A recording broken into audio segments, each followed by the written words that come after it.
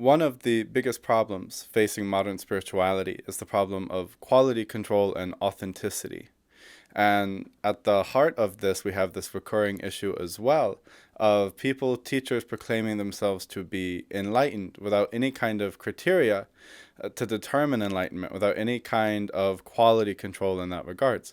So in today's episode, what I wanted to do is look at this problem a little bit, see how the ancients, how the sages handled this problem of people declaring themselves enlightened, what are the criteria of enlightenment, and what are the subjective aspects of enlightenment which can help a person gain certainty in the quality and validity of their experiences, as well as the objective phenomena associated with the realized state according to the teachings of the sages of the various traditions of the world. So I hope that you enjoy the episode.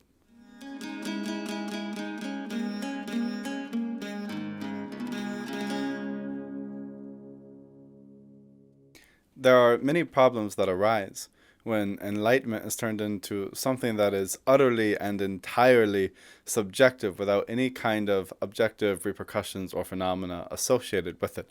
And one of the main problems with it is that because it's such a personal experience, it's very difficult for a person who truly is convinced that they have achieved self-realization. It's difficult to actually in any way attempt to qualify that statement, to attempt to prove it in any way whatsoever. And we end up with a situation where people can proclaim themselves to be realized beings simply because they've had a realization. Maybe they've had many profound realizations, but the Shastras and the scriptures of the various traditions allow room for that. They allow for there to be many dimensions to your approach to the truth. But upon the final recognition of the truth, there are certain criteria that have to be at play. If we throw out the criterion of the spiritual path and the criterion of realization, then we end up in a situation like we have right now in modern spirituality, where anybody whatsoever can be an authority, as long as they have good marketing campaign, they have good branding, they've written a book or two, they've talked on a show, whatever the case may be. If they know how to speak well, if they can word their arguments properly, or, then it becomes very difficult to try to establish really what enlightenment is, because in such situations where it seems like your enlightenment has only affected your own mind, it's very difficult to establish any kind of criteria or proof, because at the same time, your enlightenment may only be in your own mind. You may be simply imagining your own enlightenment, instead of trying to rely upon some form of outward proof or some form of outward consistency to help validate the experiences that you've had. In today's world, we have a lot of isolated practitioners who they're just reading a lot of books. Maybe they've jumped around between many different masters or gurus, but they've never actually developed a deep enough relationship with one of those spiritual teachers for the teacher to be able to take responsibility for their state, take responsibility for their attainments, and so that the disciple can rest assured that if they've recognized the truth, the teacher will tell them. Many people instead, actually, the moment the teacher maybe, dismisses some of the realizations the student has had, the student gets angry and they leave, and then they go and they do their own thing. And so this is one side of it. Another side of it, of course, is just lack of information. Many people don't fully understand even what is meant by the word enlightenment, what it is they're trying to achieve. So they have a realization or two that has a profound effect on their mind, on their psyche, and now they believe themselves to be authentically realized beings. But without any kind of criteria, what ends up happening is the whole thing becomes incredibly cloudy. The entire spiritual path becomes very murky, and it becomes difficult to know who's a realized being, who is not a realized being. Where do you stand in relation to those other realized beings? What's the criteria of proclaiming oneself to be enlightened? Can you proclaim yourself to be enlightened? Is there room in the traditional approach to the spiritual path to allow for such a thing? And so on and so forth. In these ways, we have to try to go into some of the deeper dimensions of this problem, because the spiritual path is intensely personal, and it takes place primarily in one's mind. And so it can be very difficult. The mind is a very clever trickster.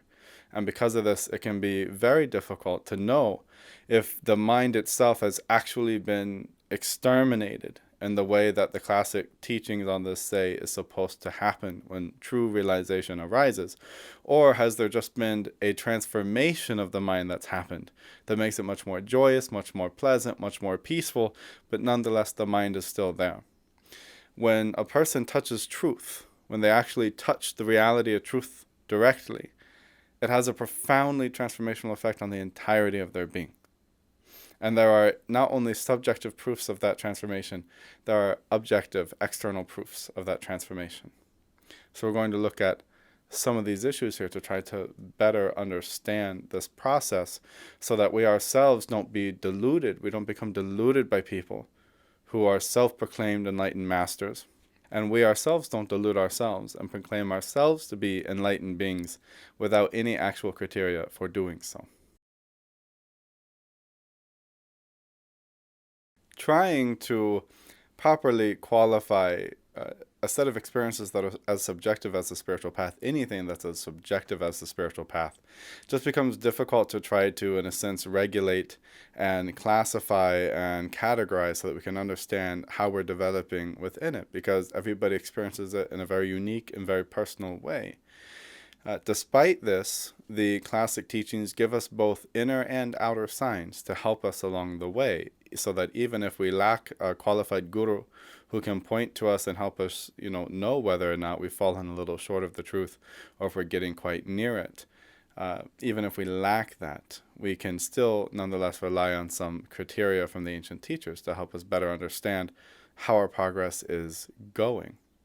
Now, from the subjective side of things, there are many transformational experiences that are going to happen, many profound states that may happen.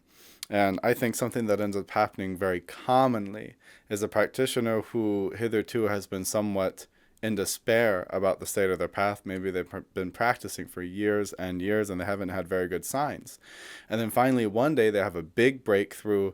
They come to some very interesting understandings and realizations. They have very transformational experience on the path, whether it's in the form of some kind of phenomena such as a vision that they have, or ecstasies that they experienced, or they experience a very peculiar physiological state like the breathless state, or some kind of subduing of the brain state. Regardless what the experience may be, it can be very overwhelming. There's a lot of joy, there's a lot of happiness in that, and because they have been coveting enlightenment so much their entire life, they've been really, in a sense, have an intense desire for it.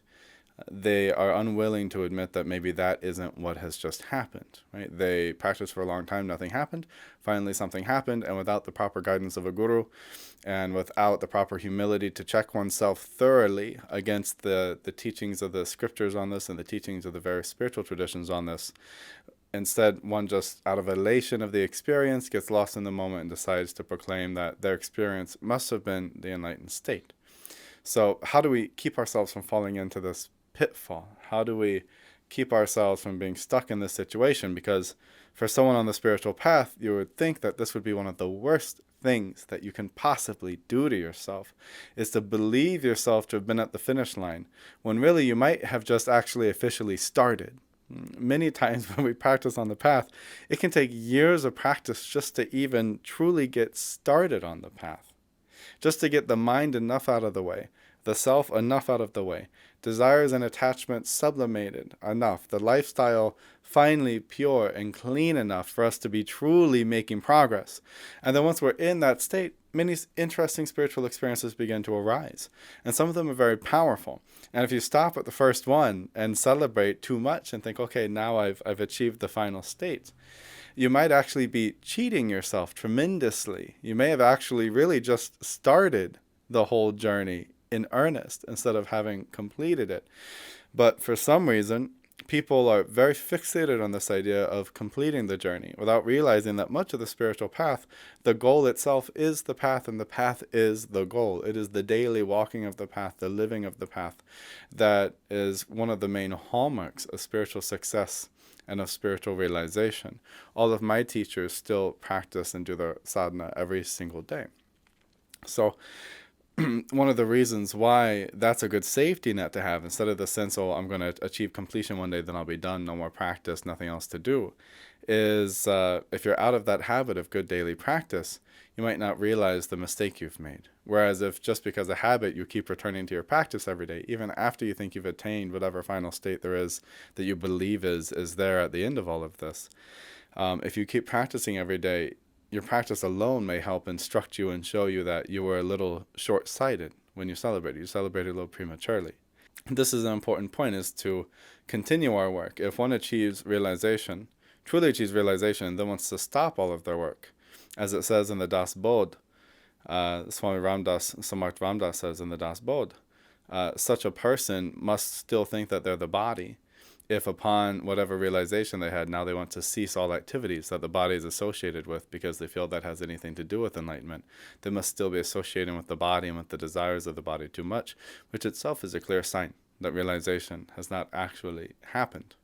Almost every self-proclaimed spiritual teacher I've ever met, the moment that you challenge them, right, anyone who claims to be in this enlightened state, for the most part, when you challenge them, when you challenge their authority, or even just ask some particularly difficult spiritual questions and problems on the path, they become very flustered, they become upset. And this shows that they're still in a kind of delusional state. They're still grasping at things. And when you spend a lot of time around them personally, you see that they are still grasping at many things. They still have a lot of different desires. Their emotional states still fluctuate greatly. And yes, there are such things as crazy wisdom. There are qualities of the enlightened state that can be difficult to see on a person externally, but everybody, all the great teachers and masters are in accord, or at least in a singular consensus, that what has ceased in the enlightened being is all forms of delusion and grasping. Right? If they're still grasping at things as though things are real, and they're still clinging to things as though those things are truly existent in and of themselves, then they've fallen short of the truth according to the Taoist teachings, the Buddhist teachings, both Zen and Chan and Mahayana, even Sufi teachings and other Western forms of spirituality. If that clinging and grasping is still there, then eventually, if you spend enough time around them, you'll realize that suffering still arises within them as well. Not pain. Pain is different than suffering. Pain is a fact of life. People can get hurt. But suffering is a mental state, a psychological state that we put ourselves in when we cling to things. And that clinging gives birth to hope and fear, which then eventually leads to aggression and other forms of psychological and emotional disturbance.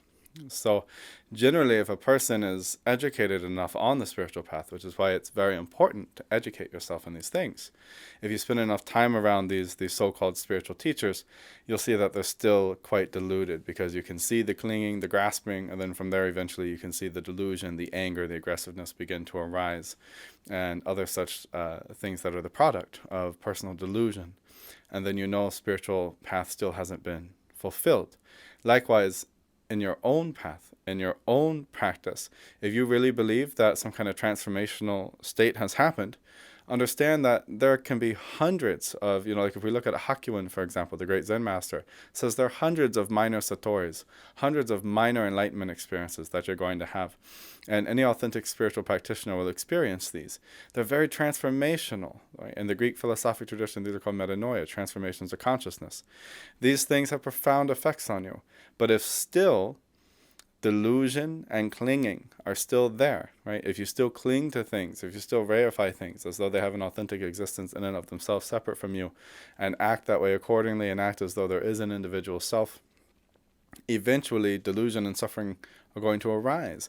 And when suffering arises and all of a sudden you find yourself slipping off into a little daydream because you don't like what somebody said, or you're upset about something somebody did, this is a clear sign to you that there's still much more work to do. So get back to work.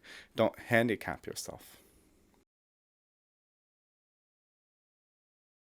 Luckily, the spiritual masters of the past, recognizing some of the problems with how subjective the spiritual path is, did kind of hammer out certain lists, certain groups of objective signs, objective phenomena, to help us, to kind of use as a quality check against ourselves.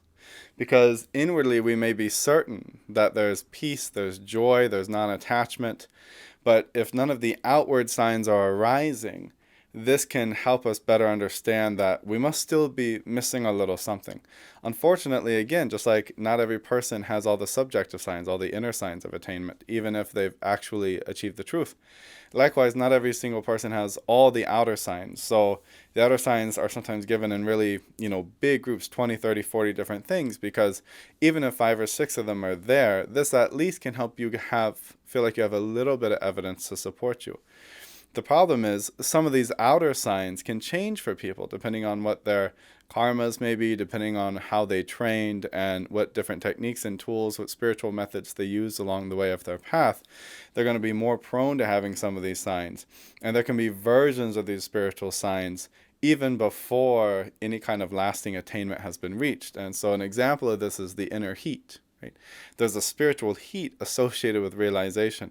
Even in even in very Advaitic schools, people like Ramana Maharshi and others, if you read the writings of Ramana, he mentions this heat, and some of his disciples even mention having problems with handling the sheer amount of heat that was arising up as a result of their meditations and contemplations.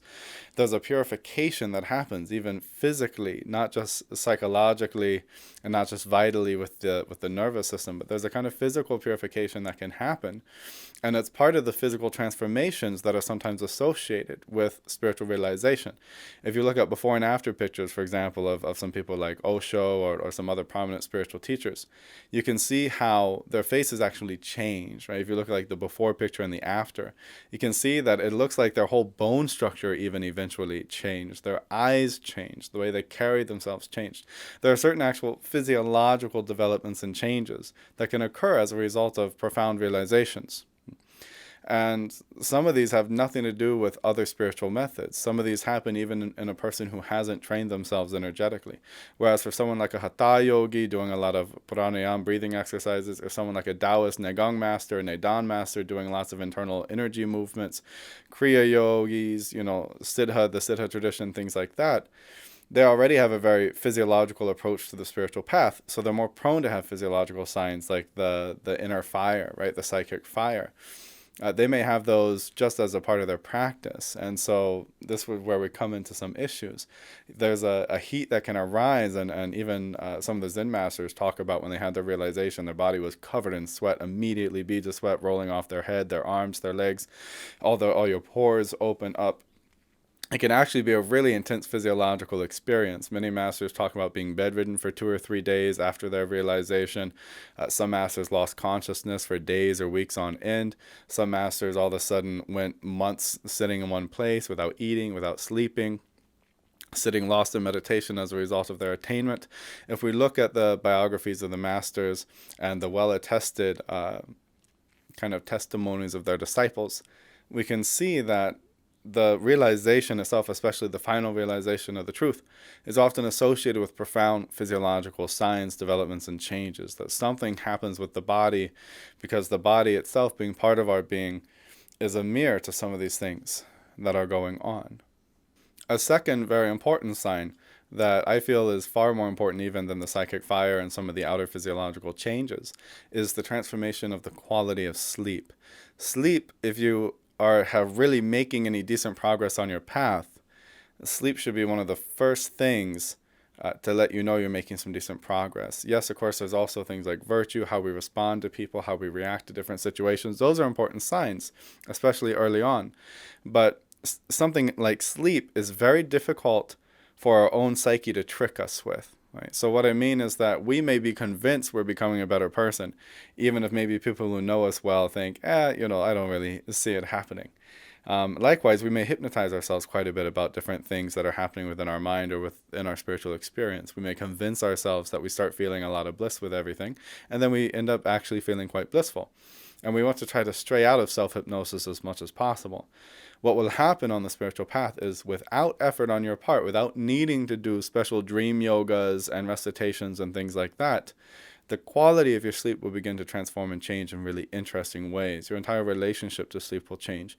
You'll become conscious of what happens in between the waking consciousness and the dream state arising. You'll feel the stillness there. You'll start to have interesting spiritual experiences and psychological experiences that happen as you enter into the dream world while you're in the dream, as well as with even the state of deep sleep. There will just be some strange phenomena that arise within the mind that aren't fabricated. These weren't things you were trying to make happen as the result of some kind of dream yoga or self-hypnosis.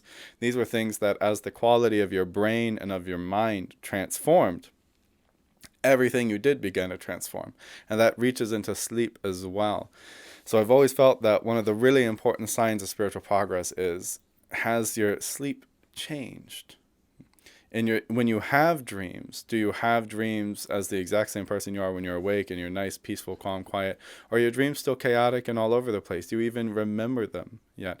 Are you conscious of the transition between awake and sleep? Can you maintain that transitional state without allowing the dream world to arise?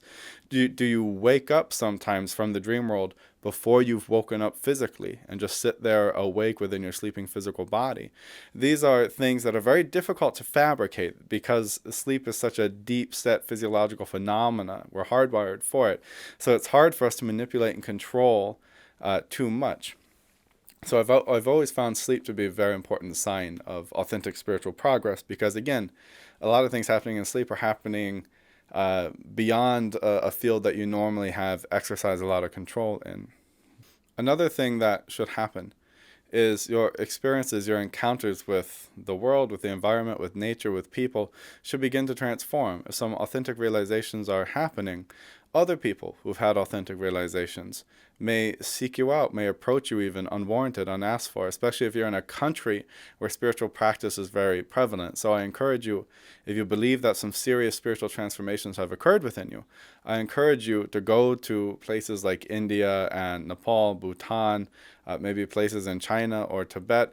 Go to places where the spiritual tradition is still very strong and rich, right? Especially Buddhist countries or Hindu countries, and where there's still many spiritual practitioners. And you'll see for yourself that without seeking anybody out, people will seek you out. You'll see for yourself that high-level spiritual practitioners will find you because genuine practitioners have a way of recognizing other genuine practitioners. Even if the supreme realization has not actually happened, just to be a genuine practitioner is a good thing to know, whether or not you kind of meet that test, right? Are you actually even a decent practitioner? And when you go to places where the environment is full of a rich spiritual tradition, you'll find that just bizarre things happen, right? Really strange incidences with nature, with animals, with people. You'll find that other saints and sages in the area who normally don't even come out to see people because they live in caves and forests might come out and somehow already know your name, know you're going to be there. I've experienced these things myself. If you go places where there's people like this, it can be reassuring a little bit. It can give you a little bit of confidence, a little bit more faith in your path and in your method, in your own teacher, and your own tradition. It can just reassure you a little bit to help you know that you're not just psyching yourself up a bunch about your own path and your own practices, and therefore tricking yourself into believing that there's been some kind of attainment, when really an attainment hasn't actually authentically arisen. And finally, of course, as you get deeper into the path, some radical transformations, even in brain states, your neurological states, can happen. You may lose senses of time and space for hours at a time in deep meditation. You may close your eyes, have a nice 30-minute meditation, and open your eyes up 3 days later. There can be all kinds of really bizarre, interesting spiritual and psychological, neurological phenomena that can happen as a result of your spiritual development and progress. But ultimately, I think the best way, the safest way for a practitioner to navigate around all these problems, all these sophistications and difficulties when it comes to the realized state, is to find an authentic guru and to have someone who you have faith in, who you have confidence in, who you feel you have many of your own reasons for believing in the authenticity of their own realization, and just have faith in them that if you yourself have reached that place, they themselves will recognize it. And if you have faith in them, you shouldn't have any problem with that. If you do have a problem with that, it means either you don't have faith in them, or you have some good reason to think that your teacher may not be actually authentic, in which case you may need to seek out a different teacher. There are plenty of cases, of course, in history of divine beings, beings who are remembered for their saintliness, themselves proclaiming that they have reached realization, even without the immediate recognition of someone else saying, yes, okay, I agree, you've reached attainment. Siddhartha himself is kind of like that. And, proclaimed when he was asked by the Brahmins, who's your witness of your attainment? He touched the earth. He said, the earth is my witness. But then the rest of his life was a profound proof that he had recognized that state. And so you have to be very careful, because if you proclaim it yourself, you need to be asking yourself, well, where's my proof, right? How can I show the proof of this? Is my life as it is right now a proof of my attainment? So these are some of the thoughts I wanted to share today and in this episode on this subject, because I think it's a fascinating subject, and it's something that really we all need to be attentive to, not only in our own practices, but even in the spiritual groups that we associate with. We have to be attentive to this so that we don't accidentally throw ourselves off of the spiritual path, or kind of cut our own path and development short and rob ourselves of the peace and the enjoyment and the felicity, the spiritual realization we could have enjoyed if we had just better understood what was happening. If you enjoyed today's episode, please make sure to like the video and to subscribe to the channel. Thank you.